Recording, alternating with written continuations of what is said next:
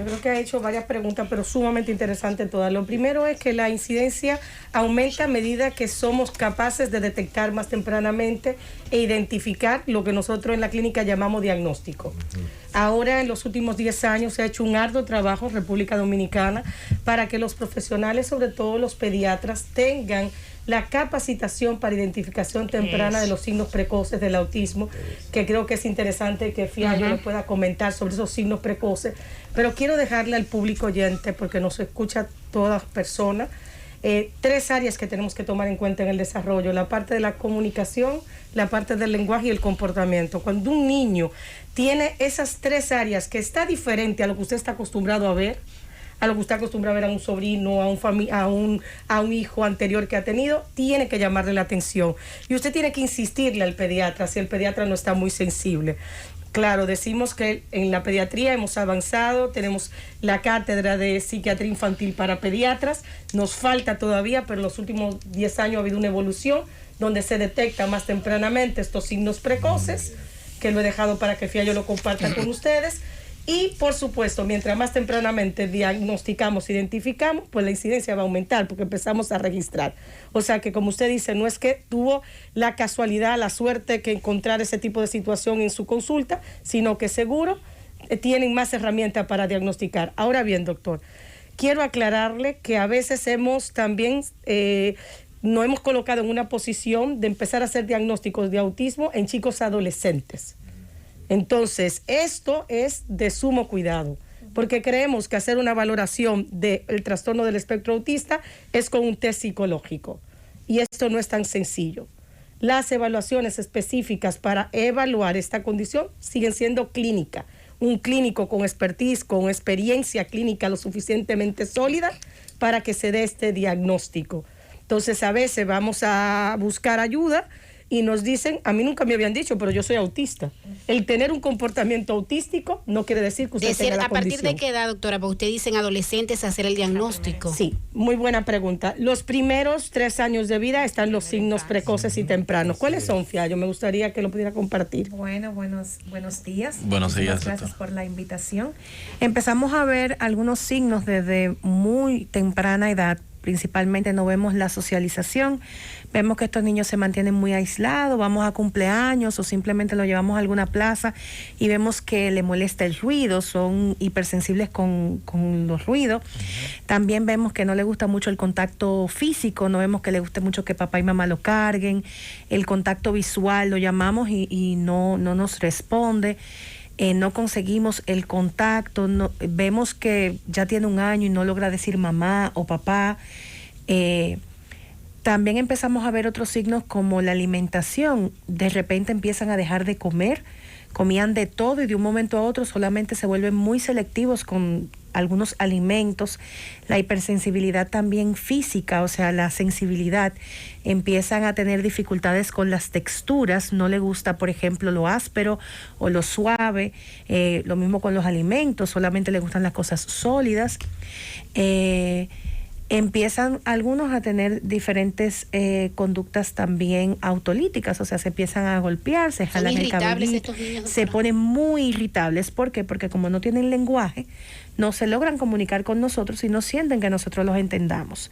Bien, vamos a dar 3 pasos hacia atrás, ¿verdad? Perdón. Sí, vamos a dar unos pasitos hacia atrás para 2 preguntas o 3 que tenemos de este lado. Adelante, doctora. Yo quería iniciar porque yo sé que mucha gente nos escucha. ¿Qué es el autismo? Primero, es una definición de qué es el autismo para que la gente sepa de qué estamos hablando. Y ya usted dijo cuáles son las primeras manifestaciones y sabemos que yo como pediatra sé que entre los 2 y los 4 años, que es donde está esa integración social, ¿verdad? Y esas cosas ahí se pueden ir viendo y luego después del 6º año, ¿qué sucede? Pero básicamente, ¿qué es el autismo? Y ya usted estaba hablando cómo se hace el diagnóstico. El autismo en sí y el trastorno del espectro autista. Porque se habla de autismo y trastorno del espectro autista para que las personas que nos escuchan sepan diferenciar ambos términos. Claro. Vamos a hablar del trastorno del espectro autista, que es lo que se conmemora el mes de abril. Es correcto. Entonces, esto del espectro, ¿por qué se llama espectro? Es como muchos elementos combinados. Es una condición que afecta el neurodesarrollo. Entonces, ¿qué yo quiero volver a repetir? ¿Qué es el neurodesarrollo? Cómo nosotros nos comportamos, cómo nosotros nos comunicamos, cómo nosotros usamos el lenguaje. Entonces, estas 3 áreas empiezan a tener unos retrasos significativos que deben ser visualizados desde temprano, no solamente por los especialistas, maestros, pediatras, sino los vecinos. Queremos que la comunidad le ayuden, que le digan a esa señora, algo raro tiene el niño, porque ese algo raro es la señal de alerta. No se comunica como los otros, no habla como los otros, no hace contacto, como decía la licenciada, que es lo que significa de contacto, de comunicación. Entonces, otro de los elementos que tenemos que tomar en consideración es una de las preguntas que voy a unir con esa doctora, que era de dónde viene todo esto. Hay un factor que es multifactorial. Tenemos unas cargas genéticas, o sea que en la familia hay ciertas condiciones del neurodesarrollo, que es muy fácil. ¿Cuáles son las condiciones del neurodesarrollo que más vamos a ver? El trastorno del espectro autista, el trastorno de déficit de atención e hiperactividad, el trastorno de discapacidad intelectual ante llamados retrasos mentales y el trastorno del espectro de alcoholismo fetal. Entonces, esas son las grandes condiciones del neurodesarrollo que debemos descartar cuando sospechamos que algo pasa. Pero lo más importante, si esas 3 áreas se afectan, a buscar ayuda, a buscar una colaboración. ¿Cómo se hace el diagnóstico? Era otra pregunta. O sea, clínico. doctora, escúcheme, que no solamente desde el punto de vista genético. Claro, claro, es muy exactamente. O sea, También es juega una un papel combinación de elementos, porque inclusive lo que es el sistema de apego, de vinculación de la madre con el bebé, puede estimular a comportamientos autísticos, porque, por ejemplo, el uso del móvil, del celular, señores. Hay uno de mis residentes de psiquiatría infantil que dice, el gran estudio mío, doctora, va a ser cuando yo paso por el hospital y veo a las mamás lactando que no miran al niño, lo que están viendo el celular. Sí, sí, sí. Entonces, si ese niño ya lleva una genética y ese vínculo que tiene que ser con la figura cuidadora primaria no se está dando, se estimula más la aparición de lo que nosotros llamamos síntoma, que es lo que nosotros vemos, o sea, que nos cuenta el paciente y los signos que empezamos a ver. Las señales. Esas señales que hablaba la licenciada Fiallo de alerta. Y recordar algo, mientras más temprano intervenimos, que decía la doctora, edades idóneas.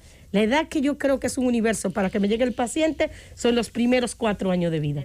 Muy bien. O sea, estamos hablando que si yo tomo ese paciente, nosotros lo tomamos. Ayer teníamos uno, Fiallo, ¿se recuerda?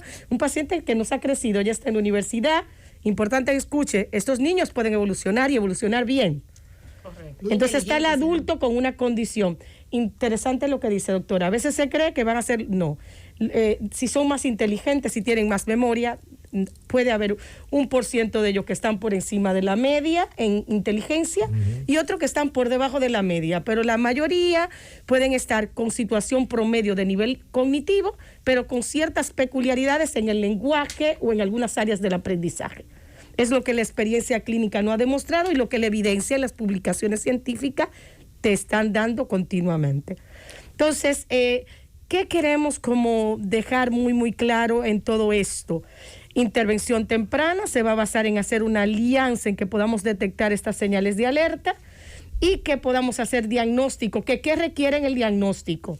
Un buen clínico que maneje esta condición para evaluar esos signos y esos síntomas y se auxilia con algunos screening, que son algunos test, como cuáles, el ADOS y el ADIS, que son las únicas que se pueden utilizar para establecer diagnóstico. ¿Para qué lo usamos nosotros, los psiquiatras infantiles? Para diseñar programas de intervención y supervisar lo que están haciendo los terapeutas. Porque el gran trabajo, señores, lo hacen los terapeutas con los padres, que son coterapeutas. Ahí voy con relación a los padres. Usted decía, doctora, que le digan al vecino, a los maestros, que identifiquen que los niños tienen esa deficiencia del habla, porque a veces los padres dicen, no, él está muy pequeñito. Muy bueno. Mi abuela habló a los 6, a los 7, entonces como que hay una negación, como dice la doctora Nau, los padres como que se niegan. ¿Qué hacer con esos padres que no quieren reconocer que el niño tiene una condición? Claro, yo creo que, y quiero que ella aporte algo porque es el pan nuestro de cada día, pero fíjense, hay algo que nosotros llamamos, y yo lo enseño mucho así a mis estudiantes, la herida narcisista del padre ante cualquier condición de salud. Recuerden que el narcisismo es el amor a nosotros mismos y nuestros hijos son la prolongación nuestra. Entonces tenemos que ver que ante cualquier condición de salud es fácil decirle al padre, asúmelo, pero hasta que te toca vivirlo. Por eso yo digo, chapó, me quito el sombrero con los padres de nuestros pacientes. Entonces, ¿qué pasa con esto? ¿Qué hacer con la negación? Trabajarla y acompañarle a que asuman de la manera más productiva para su hijo o para su hija con esta condición. Yo no sé su aporte. Hay algo que debemos tener en cuenta, que es que sabemos que hubo una pandemia, prácticamente 2 años, y hay un nuevo diagnóstico que han puesto muchas personas, que es el bebé pandemia. Eso no tiene nada. Obisito, le dice el doctor. Eso no tiene nada que ver. Pudiese haber afectado. Ay, Dios mío. Pero no necesariamente porque el niño no tuvo una interacción durante este encierro, significa que va a ser autista. ¿Ok? Ni justificar el que el niño no socialice porque estuvo trancado. Porque tuvo tiempo de socializar con quién, con papá y con mamá. Y con quien estuvo encerrado en ese momento. Bien, entonces cuando tenemos un padre que está en negación y que como humano, como madre y como profesional lo entendemos y entendemos que se le hace difícil, dentro del programa que diseña la doctora Morillo, tenemos una parte que se llama psicoeducación de padres. Es la parte que va terapéuticamente acompañando a los padres a entender qué es lo que tiene su hijo. Pero no es algo global, entiende lo que tiene su hijo.